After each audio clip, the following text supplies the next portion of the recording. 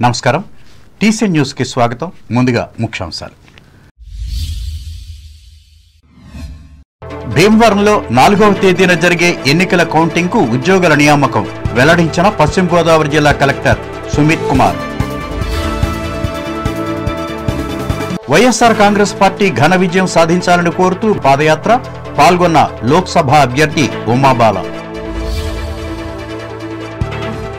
ప్రపంచ ప్రజలను ఆందోళనకు గురిచేస్తున్న థైరాయిడ్ రోగం తణుకులో స్పష్టం చేసిన ప్రముఖ వైద్యులు నాగమోహన్ రావు తప్పిపోతున్న చిన్నారులు ఆందోళన చెందుతున్న తల్లిదండ్రులు జాగ్రత్తలు వహించాలని హితవు పలికిన తణుకు రూరల్ సిఐ నాగేశ్వరరావు రికార్డులు లేని వాహనాలను స్వాధీనపరుచుకున్న పోలీసులు వివరాలను ప్రకటించిన తణుకు టౌన్ సిఐ నాగరాజు వచ్చే వర్షాకాలంలో నందమూరి అక్విడేట్ వద్ద పూడికను తొలగించాలి ప్రభుత్వానికి విజ్ఞప్తి చేసిన తాడేపల్లిగూడెం జనసేన అభ్యర్థి బులిశెట్టి ఉండి మండలం మహదేవపట్నం గ్రామంలో గ్రామ దేవతలకు 1008 కలశాలతో జలాభిషేకం పాల్గొన్న భక్తులు వాడపల్లి వెంకటేశ్వర స్వామిని దర్శించుకున్న గోదావరి జిల్లాల ప్రజలు 7 ప్రదక్షిణలతో మొక్కులు తీర్చుకున్న ప్రజలు 4వ తేదీ కౌంటింగ్ ప్రాంతంలో పటిష్టవంతమైన భద్రతా ఏర్పాట్లు వివరించిన అంబేద్కర్ కోనసీమ జిల్లా కలెక్టర్ హిమాంశు శుక్లా ద్వారకా తిరుమల చిన్న వెంకన్న ఆలయంలో అలరించిన వసంతోత్సవాలు విద్యా ప్రతిభను పెంపొందించుకునేందుకు ప్రభుత్వ డిగ్రీ కళాశాలల్లో చేరాలి జంగారెడ్డిగూడెంలో విద్యార్థులకు హితవు పలికిన collegiate education commissioner doctor Bhaskar సార్వత్రిక ఎన్నికల పోలింగ్ పూర్తయిన నేపథ్యంలో వచ్చే నెల 4వ తేదీన జరగనున్న కౌంటింగ్ ప్రక్రియ నిర్వహణకు అవసరమైన సిబ్బందిని కేటాయిస్తూ జిల్లా ఎన్నికల అధికారి కలెక్టర్ సుమిత్ కుమార్ నిర్ణయం తీసుకున్నారు ఈ మేరకు పశ్చిమ గోదావరి జిల్లా కేంద్రమైన భీమవరంలో జిల్లా joint collector CV Praveen Aditya జిల్లా రెవెన్యూ అధికారి జె ఉదయభాస్కర్ ఎన్ఐసి అధికారులతో కలిసి శుక్రవారం తొలి విడత ర్యాండమైజేషన్ ప్రక్రియను పూర్తి చేశారు నరసాపురం పార్లమెంట్ అసెంబ్లీ నియోజకవర్గాల ఈవీఎంలు పోస్టల్ బ్యాలెట్లు లెక్కించేందుకు పర్యవేక్షించేందుకు గాను కౌంటింగ్ సూపర్వైజర్లు కౌంటింగ్ అసిస్టెంట్లు మైక్రో అబ్జర్వర్లు కలిపి 859 మంది అవసరం కాగా రిజర్వ్ సిబ్బందిని కూడా కేటాయిస్తూ మొత్తం 955 మందికి సంబంధించి ర్యాండమైజేషన్ నిర్వహించారు వారిలో కౌంటింగ్ సూపర్వైజర్లు 292 మంది ఉండగా కౌంటింగ్ అసిస్టెంట్లు 346 మంది మైక్రో అబ్జర్వర్లు 317 మంది ఉన్నారు ఇటీవల జరిగిన సార్వత్రిక ఎన్నికలలో వైఎస్ఆర్ కాంగ్రెస్ పార్టీ ఘన విజయం సాధించాలని కోరుతూ నరసాపురం లోక్సభ అభ్యర్థి గూడూరి ఉమాబాలలు ఆధ్వర్యంలో శనివారం ద్వారకా తిరుమల చిన్న వెంకన్న గుడి వరకు పాదయాత్ర చేశారు ఈ సందర్భంగా వారు మాట్లాడుతూ స్వామి దయతో జగన్మోహన్ రెడ్డి మళ్లీ ముఖ్యమంత్రి అవటం ఖాయమని ధీమా వ్యక్తం చేశారు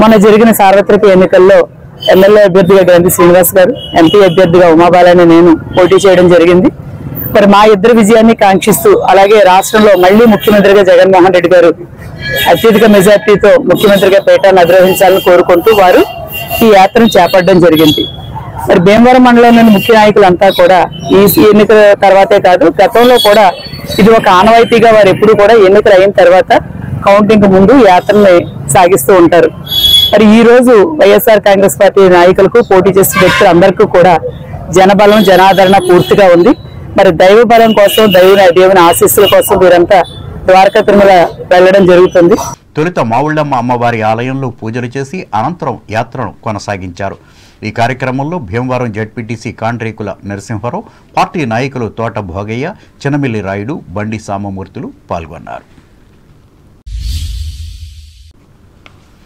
ప్రపంచ ప్రజలను ఆందోళనకు గురి చేస్తున్న థైరాయిడ్ సమస్యపై అవగాహన కలిగించేందుకు తణుకులో శనివారం ఈ దినోత్సవాన్ని పలు ఆసుపత్రులతో నిర్వహించారు ఈ సందర్భంగా టీసీఎన్ ప్రత్యేక కథనాన్ని అందిస్తోంది గొంతు భాగాన సీతాకోకచిలుక ఆకారంలో ఉండే థైరాయిడ్ గ్రంథి శరీరంలో పలు రకాల జీవక్రియలను నియంత్రిస్తుంది హార్మోన్లను స్రవించడం ద్వారా సాధారణ జీవక్రియలతో పాటు ఎదుగుదల, శరీర ఉష్ణోగ్రతలను ప్రభావితం చేస్తుంది. నాడీ వ్యవస్థ ప్రత్యుత్పత్తిలో కూడా కీలక పాత్ర పోషిస్తుంది. ఆరోగ్యవంతమైన శిశువు జననం, మెదడు ఎదుగుదలలో ఈ గ్రంథి ఎంతో కీలక పాత్ర పోషిస్తుంది. థైరాయిడ్ స్రవించే హార్మోన్ల ఉత్పత్తి శరీరంలో అయోడిన్ లభ్యతపై ఆధారపడి ఉంటుంది. అయోడిన్ లోపించిన ఆహార పదార్థాల వల్ల థైరాయిడ్ పనితీరు మందగిస్తుంది. గ్రంథి స్రవించే హార్మోన్ స్థాయిల్లో అసమతుల్యం ఏర్పడినప్పుడు పలు రకాల ఆరోగ్య సమస్యలు తలెత్తుతాయి. ఈ రోగ లక్షణాలను ప్రాథమిక దశలోనే గుర్తించే వీలు లేకపోవటం, అయోడిన్ రహిత ఉప్పును వినియోగించడం వంటి కారణాలతో పాటు థైరాయిడ్ సమస్యలపై ప్రజల్లో సరైన అవగాహన లేక నానాటికి ఈ వ్యాధి ముప్పు పెరుగుతోంది. దీన్ని దృష్టిలో పెట్టుకుని 2007లో అంతర్జాతీయ థైరాయిడ్ సమాఖ్య ఏటా మే నెల 25వ తేదీని ప్రపంచ థైరాయిడ్ దినంగా జరుపుకోవాలని నిర్ణయించింది. థైరాయిడ్ వ్యాధుల్లో రోగ నిర్ధారణ, చికిత్స, వ్యాధి నివారణపై ప్రజల్లో అవగాహన పెంపొందించడమే ఈ దినోత్సవ ప్రధాన ఉద్దేశం. ఇందులో భాగంగా పట్టణానికి చెందిన ప్రముఖ వైద్యులు సంబంగి నాగమోహనరావు మాట్లాడుతూ థైరాయిడ్ సమస్య తలెత్తకుండా తీసుకోవాల్సిన జాగ్రత్తలను వివరించారు. గ్రంథి మెదడు దగ్గర సీతాకోక చిలుక ఆకారంలో ఉంటుంది. ఈ థైరాయిడ్ పని ఏంటంటే మన బాడీలో మెటబాలిజం, సెల్ మెటబాలిజం అంటే జీవక్రియ అంతటికీ కారణం థైరాయిడ్ హార్మోన్. ఈ థైరాయిడ్ హార్మోన్ లేకుండా మన తినే ఆహారం డైజెషన్ అవ్వడం కానీ, కడుపులో అబ్జార్ప్షన్ అవ్వడం కానీ, అది మన తిన్నది మళ్ళీ కండరాలు కట్టడం కానీ, అదంతా ఆ సెల్ మెటబాలిజం చేసేదంతా థైరాయిడ్ హార్మోన్. మన ఇన్సులిన్ ఎలా ఎంత ఇంపార్టెంటో థైరాయిడ్ కూడా అంత ఇంపార్టెంట్ హార్మోన్. థైరాయిడ్ తక్కువ, థైరాయిడ్ ఎక్కువ అంటే హైపర్ థైరాయిడిజం అంటాం. 100కి 90% హైపో అంటే థైరాయిడ్ తక్కువ ఉన్న వాళ్ళకే ఉంటుంది అనమాట. ప్రెగ్నెంట్ లేడీలో మొదటి 3 నెలల్లోనే తల్లి గర్భంలోనే బిడ్డకి థైరాయిడ్ డెవలప్ అవుతుంది అనమాట. ఈ హైపోథైరాయిడిజం అనేది హైపర్ అని ఉంటుంది. 90% మనకు హైపోథైరాయిడిజం. దీనిలో లక్షణాలు ఉంటాయంటే మనం ఎంత తిన్నా నిస్సత్వం అంటే తిన్నది మనకు వంట పట్టదు, అబ్జార్ప్షన్ అవ్వదు, సెల్కి వెళ్దు.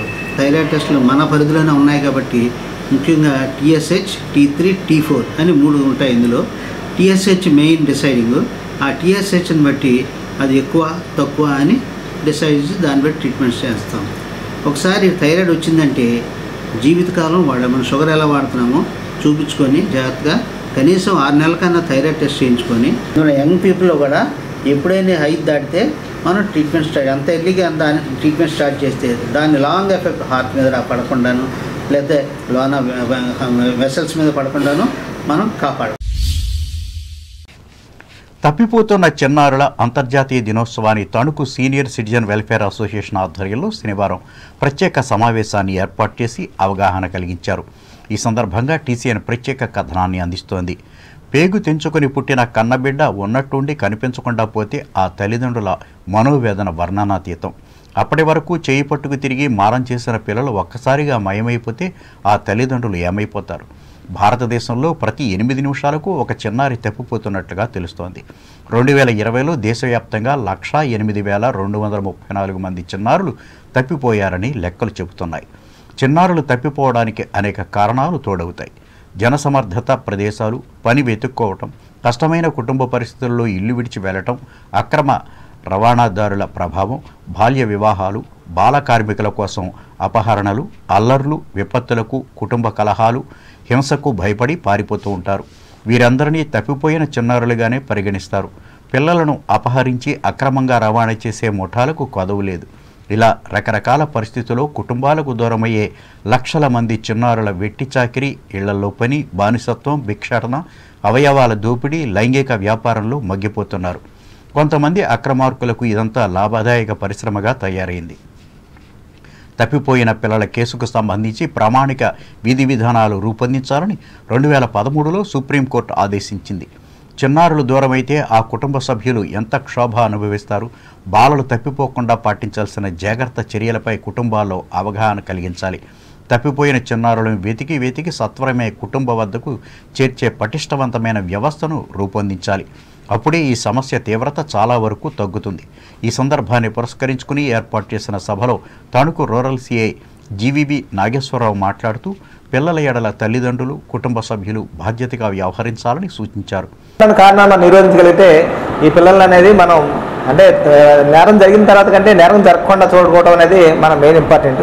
మెయిన్ కారణం ఏంటంటే పిల్లలు కొంత అవేర్నెస్ లేకపోవటం ప్లస్ తల్లిదండ్రులు కేర్ లేకపోవటం అనేవి, అలాగే తోటి విద్యార్థులు ఉంటారు కొంతమంది ఆ సంఘంలో లేదా ఆ సొసైటీలో, ఆ అట్మాస్ఫియర్లో ఉండి అట్మాస్ఫియర్ని బట్టి పిల్లల మీద ప్రభావం అనేది చాలా ఎక్కువ పడుతూ ఉంటుంది.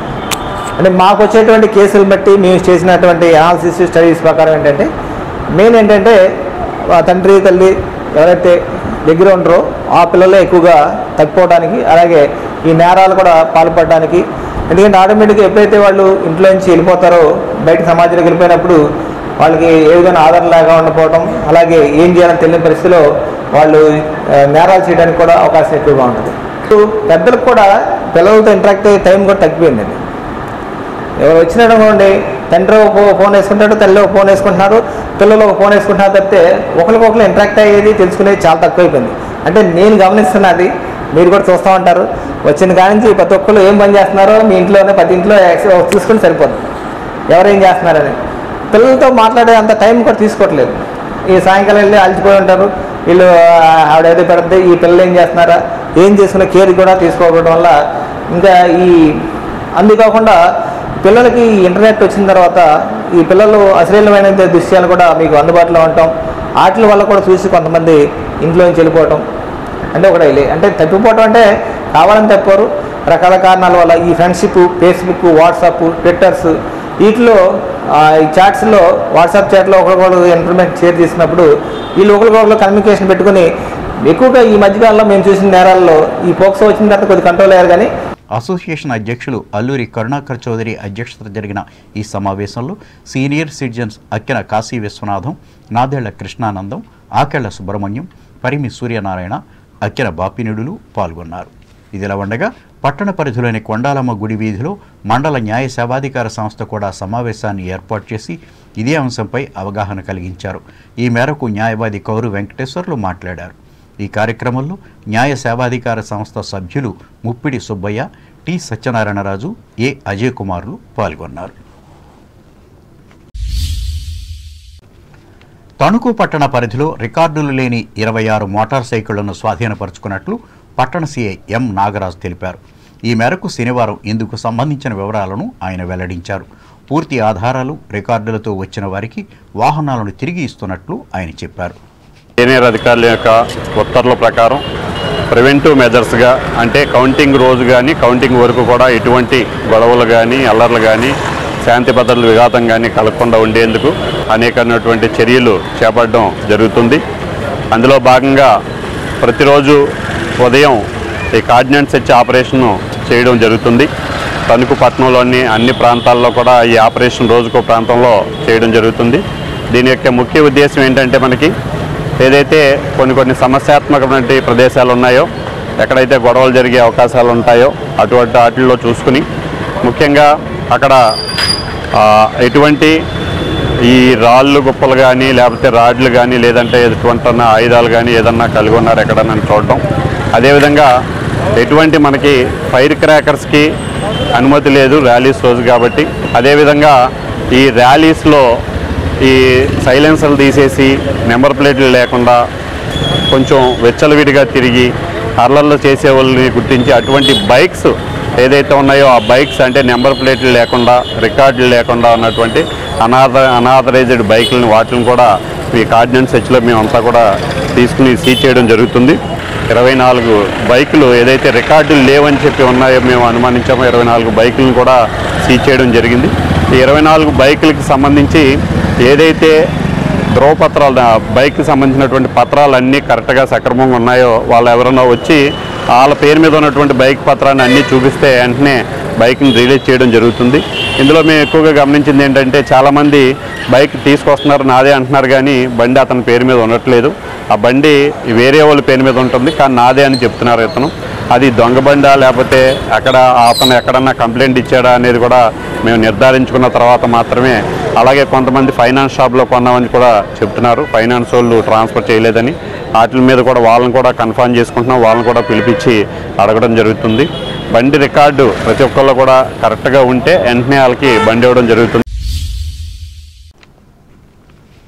తణుకు చిట్టూరి ఇంద్రయ్య ప్రభుత్వ డిగ్రీ కళాశాలలో బీకాం ప్రథమ సంవత్సరం చదువుతున్న ఎన్ జ్ఞానశ్రీ పద్మావతి ఎడెక్స్ ద్వారా అంతర్జాతీయంగా ఉన్న వివిధ విశ్వవిద్యాలయాల నుండి 15 రకాల కోర్సులను పూర్తి చేసి సర్టిఫికెట్స్ను అందుకున్నట్టు కళాశాల principal doctor P Anil Kumar శనివారం ఒక ప్రకటనలో తెలియజేశారు.